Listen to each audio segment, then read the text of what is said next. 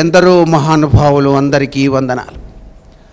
దేవాలయంలోకి అడుగుపెట్టగానే త్రికరణ శుద్ధితో ఆ తల్లి యొక్క దివ్యామృత తత్వాన్ని చూసి మనసు పులకించిపోయి తనువు మరిచిపోయి ఆర్తితో అమ్మా అని పిలిస్తే కన్నా వచ్చావా నాయనా అని పలికేటువంటి అమృత తుల్యమైనటువంటి సంస్కృతి సంప్రదాయం కలిగినటువంటి దేవాలయాలు మనకి.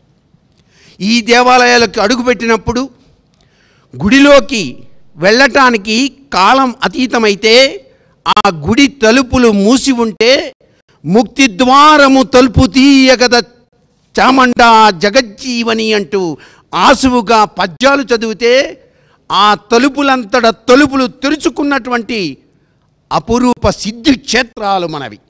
ఇంతటి మహోన్నతమైనటువంటి సంస్కృతి సంప్రదాయంతో వెలుగొందేటువంటి దేవాలయాల్లో అన్నీ అవినీతి కార్యక్రమాలే జరుగుతున్నాయని చెప్పేసి మన హిందూ మతాన్ని మనమే గొడ్డలితో పొడుచుకుంటున్నటువంటి అవివేకతత్వాన్ని అణగార్చి కలిసి ఉంటే కలదు సుఖం, హిందూ మతోద్ధరణ కోసం, ధర్మాన్ని పరిరక్షించడం కోసం ధర్మో రక్షతి రక్షితః అంటూ ముందడుగు వేద్దాం.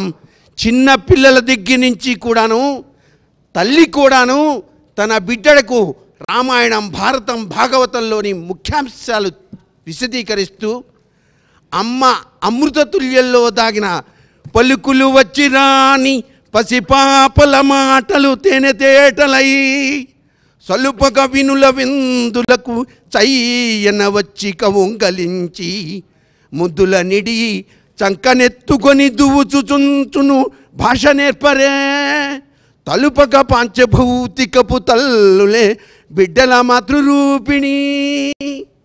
తల్లుల్ని కన్నా తల్లికే, ఈ పాంచభౌతిక తల్లికే ఇంత ప్రేమ ఉంటే ఈ తల్లుల్ని సృష్టించిన జగన్మాతకు, భరతమాతకు, ఈ హిందూ సంస్కృతి సంప్రదాయాన్ని పరీక్షించడానికి ఆ తల్లికి ప్రేమ ఉండదా?